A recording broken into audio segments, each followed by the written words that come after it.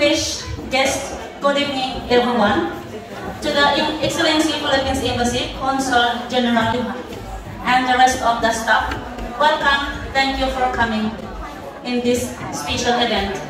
And to all donors and sponsors, thank you for all your never-ending support. Maayong gabi sa tanan-tanan, ang Hiligaynon Association of Norway, naumpisa ng year 2010. Hindi pa lahat tayo magkakilala, madamo nga mga good memories and pag-join ko sa Hiligaynon. I learned to knowing all of us kag sa mga nagliligad nga mga officers and members sa plataforma na nagbuylog o bulig sa pag-uplift and promote ng Hiligaynon Association of Norway. Elected as a president ako ng Hiligaynon in the year of 2018.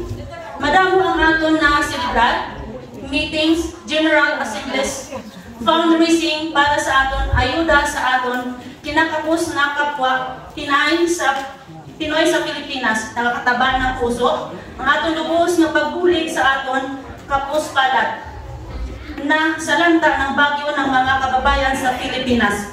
Kag sa mga kabataan nga nagbigay tayo ng gift giving, school supplies, and food feeding, nagbulig man ang hand sa mga bago na mga alabot diri sa Norway, assisting them, getting a job and support.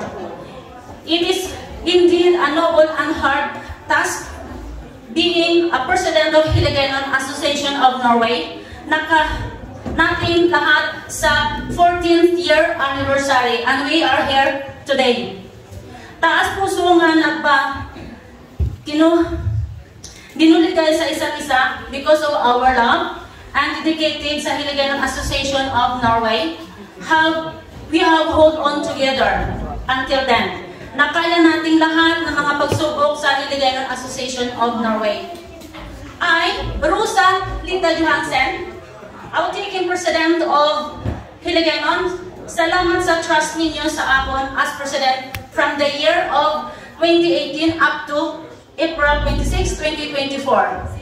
Padayon ang pagbulig, magbinudigay kag magsinadya kita subong nga gabi to our new Hiligaynon President Association of Norway this year. Welcome and big applause to Corazon Panis from Iloilo.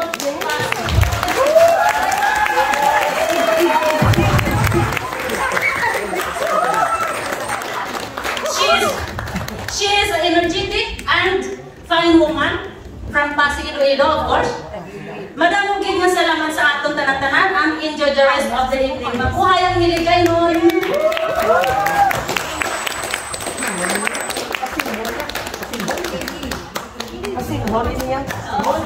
Yes, picture. Thank you so much, President Rosa Linda.